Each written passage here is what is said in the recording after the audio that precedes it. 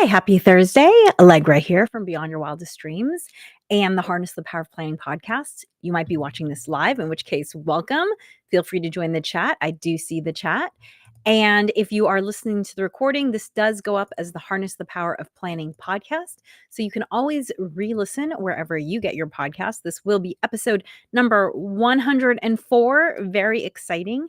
And if you're new to me, I'm Allegra. I'm the co author of these 4 workbooks. They're all designed to be gone through in an hour and to help you in some aspect of your life, starting with, hey, I need to be more productive. Well, then our bestseller, 3, 2, 1 Done, will help you create a framework that will make sure that you are being productive with your time. If you feel like, forget productivity, I just need a spare second for myself, well, then welcome to Rock Your Morning, which is all about creating a morning ritual. And if you are thinking to yourself, my family, we need to get on the same page. We're not communicating well. We don't seem to be working towards the same goals. Well, then rock your mission. It's all about getting your family on the same page. Our family has had a family mission statement for 13 years now. I know that because we started putting it together before our kiddo could speak. And so it's been an amazing tool for our family. And then finally, rock your holidays. Now, look, I know the holidays are still a little ways away, but summer's coming up. Maybe you have some time to get through this book. It'll take you about 45 minutes, and this will set you up for success so that when the holidays do roll around, you are prepared with a plan and you can ensure that you're having as much fun as you are creating fun for other people. So, welcome. If this is your first time to my live video cast, well then, just to give you an idea of how I do this, I pick a topic to discuss, and today's topic is going to be systems. What are systems? How can you use them in your daily life? I will explain. But before I get started with that, I'm going to pull a card from this handy dandy deck that I keep on my desk. I always love what these cards tell me. You are the one who can stretch your own horizon. Edgar Magnin.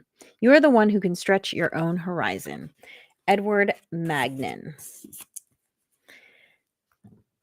So I always think about the fact that wherever you are in life, it can be fantastic, and yet you will never really know what is around the corner unless you venture around the corner, unless you stretch your own horizon. Hello, Arun. Welcome to my podcast. And if you haven't followed me before, then you might not know that I do stand-up comedy for fun. I'm a little more serious than just random. I actually produced my own show for the first time a few months ago, and I'm going to have a second show coming up I'm very excited about. And what I want to say is if you want to find out more about my stand-up comedy journey, watch episode 100 because I talk about it at great length. But this comes back to this whole topic of stretching your own horizon because there was times when I've been doing stand-up comedy and I'm like, "Why am I doing this?" Because it's definitely not for the money, let me tell you. And in a lot of ways, stand-up comedy is really freaking scary. And I can tell you, my body still experiences that fear because I have this Fitbit here, and I was doing a comedy competition where because I advanced up through the rounds, I graduated to a night when the competition was, I don't know, 200, 300 people in a room, and it was packed. And I've spoken to way more people than 2 or 300 people, but stand-up comedy is its own beast. You have to be you're really putting yourself out there in an unusual way. And when I looked back at my heart rate from when I did the 5 minutes of stand-up comedy, by the way, just 5 minutes, you could see my heart went from being, totally normal, like around 100, and then boop, up to 150, just like spike up there for 5 minutes and then came right back down. And I sent a picture, a screenshot of my heart rate to a friend of mine who said, "If I didn't know you were doing stand-up comedy, I would have thought you were having a heart attack." And that's kind of what it feels like. So you might wonder, why do you do it? That's a really good question. Well, you know what? It's about stretching my horizons. Like this quote right here. I did a training in March with another author named Diane Allen, and she trains on flow, getting into flow state. And one thing I realized from her training is that the way I get into flow state is words. I love words. I can get lost whether I am writing a speech or a book or a PowerPoint presentation or a stand up comedy set. It's just so fun for me. And so even though there are moments where I've thought to myself, I don't know why I'm doing this stand-up thing. My heart rate is freaking out. I'm wondering, why am I doing this? It takes time away from my family. It takes, I'm not making money doing this. That could change. Hey, if you can help me change that, I'm all ears. So what I've figured out is that I like doing stand up because it allows me to play with words in a way that I don't get to play with in any other part of my life. And that's really fun for me. And honestly, it's been a fun journey. I've learned a lot about myself through the stand up comedy journey. So you are the one who can stretch your own horizon, Edgar Magnan. I totally agree with this. And I feel like not only do you learn so much about yourself, but the journey can take you to unexpected places. For instance, when I am doing my trainings and out and about in the world, it absolutely helps me that I do stand-up comedy because it helps me with my interaction with the audience. It helps me, be quick on my feet. And let me tell you, doing a prepared PowerPoint is a breeze compared to stand-up comedy. So it sort of forces you into this really uncomfortable situation, and then you can come back down and be like, "Oh, my daily life is really easy." So it sets your tolerance level a lot higher. So there you go. So today's topic is systems. What are they and how can you use them in your daily life? Now, if you're listening to my podcast, you might not know that I recently started doing something on social media, which is I upload these 2-minute thoughts, and maybe I should upload them as podcasts too. But anyway, that's aside the point. If you want to see them, they're really spontaneous, organic thoughts that come up while I'm walking. I call it wisdom while walking. And I've been enjoying what's been coming up. So I'm going to keep doing it. And I've been using the hashtag WWW. So if you want to see the first one, you can go on Instagram or Facebook or YouTube and look up LinkedIn as well, and look up hashtag WWW1 to get the first one. I think I tagged them all correctly. I might have to go back and check. So that's how I'm trying to tag them.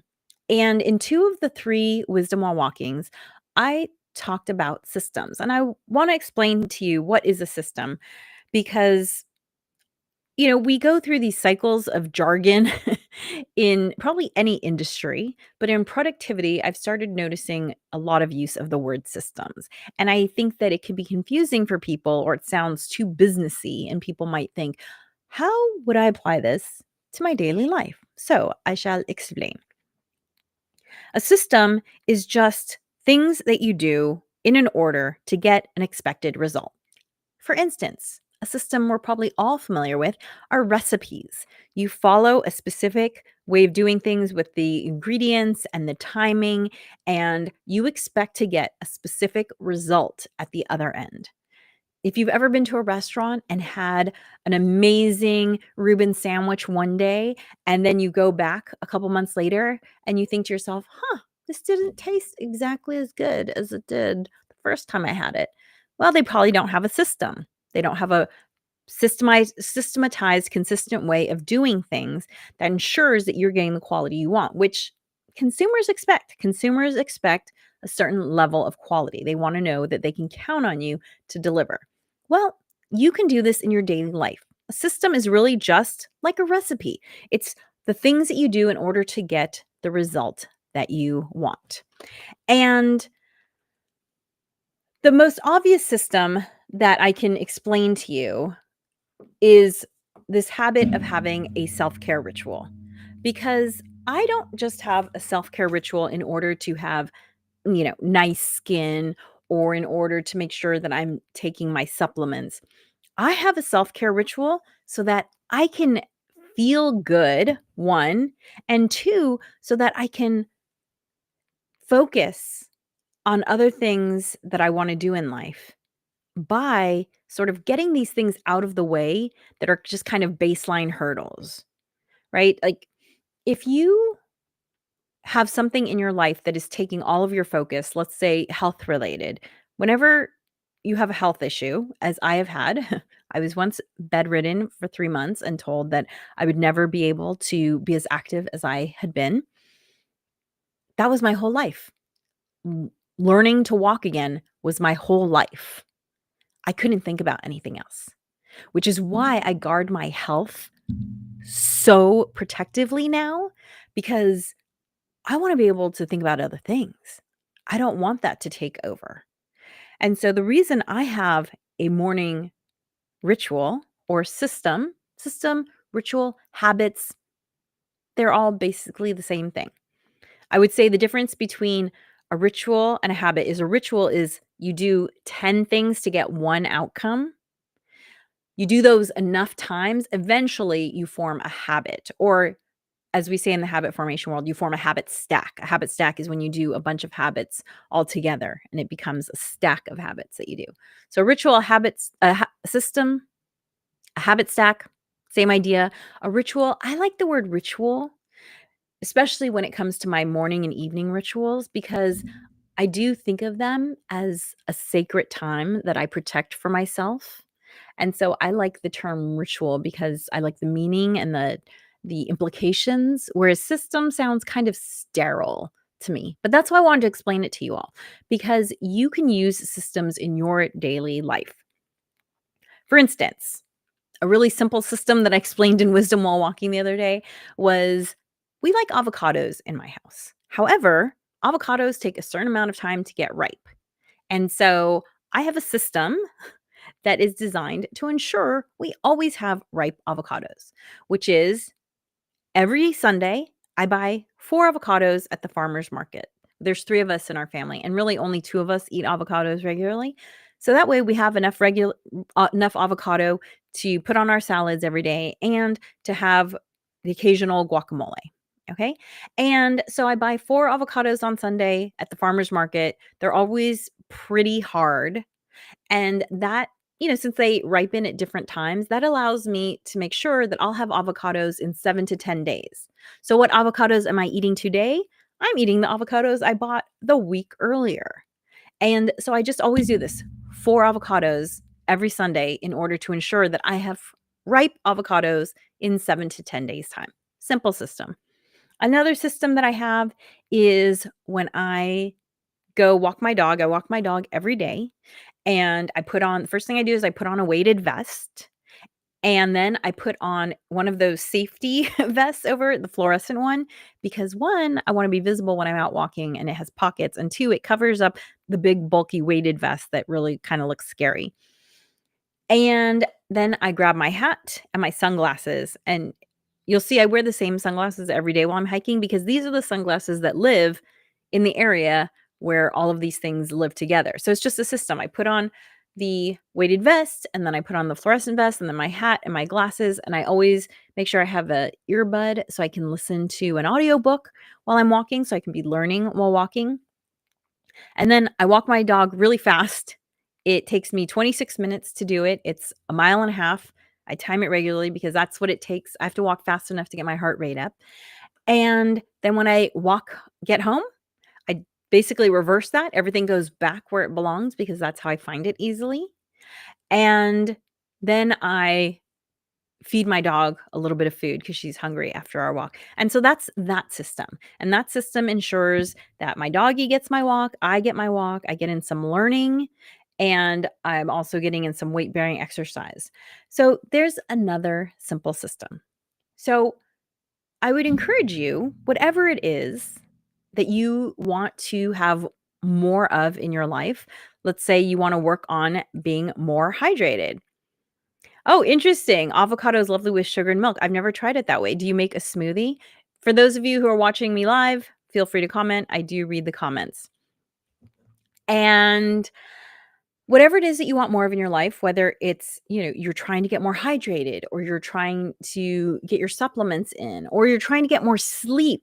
Oh my gosh, having a system or a habit stack to ensure you get good sleep is so important. This actually has a term. It's called having good sleep hygiene. If you do nothing else, if you're not sure where to start with regards to your health and creating a system, I would create a system around having good sleep. And I'll have to talk about that in a separate podcast because that's a whole topic in and of itself. But whatever it is that you want to have more of in your life, take some time to think about what are the steps that would help me to have more of that.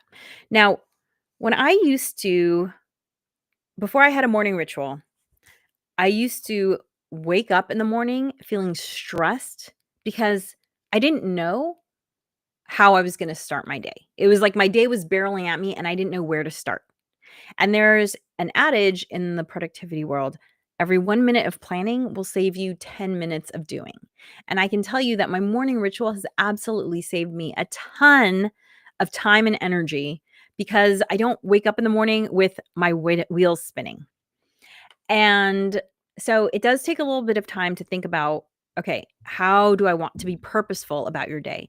But it saves you so much energy. And people, I think a lot of us have this false belief that thoughts don't waste energy because they're like these ephemeral things that you can't see and you can't touch and feel it. But your brain takes 2% of your body weight, but uses about 20% of your calories. That's right. 2% of your body weight, but 20% of your calories. So thoughts are energy, and useless thoughts are a waste of energy. So I used to wake up in the morning, my brain spinning, like, what am I going to do? How should I start my day? Blah, blah, blah, blah. And then I started creating a morning ritual. Now, part of my morning ritual has been in place forever, and that is making my bed. I have always been a bed maker going back to when I was a kiddo. And the reason why is because I just like the way a made bed looks. However, if you decide that starting your morning with, less anxiety, using less energy, kind of more of a good start with the day, if you decide that's what you want to create a system for, then I will tell you that making your bed is one of the best things that you can do because one, it takes 30 seconds. I've timed it. It doesn't take a long time to make your bed. Plus, there's a ton of brain science about the benefits of making a bed. You might be shocked, but go ahead and do an internet search for it and you will find tons of brain science because one, it gives you a quick win in the morning. Two, it makes your room feel neater. That probably seems obvious, but our beds are one of the biggest things in our rooms. So it'll make you feel better. But three, and this is one of my favorite reasons for making a bed helps you have better sleep because when you unmake your bed, it actually triggers your brain to start winding down. Oh, okay, it's time to calm down. I'm going to, power down. So if you don't know where to start with a system for your morning, consider making your bed. Okay, so take a little bit of time, think about an area of your life where you want to make a change, and then think about the little activities you can do that will start creating a system. Now, I don't think it's always the most efficient way to establish a system by coming up with 10 steps that you're going to do because doing 10 new things that you've never done before, that's challenging. So, for instance, when I decided that I was going to have a morning ritual, I started with what I was already doing, which was making my bed. And then I slowly added on to that.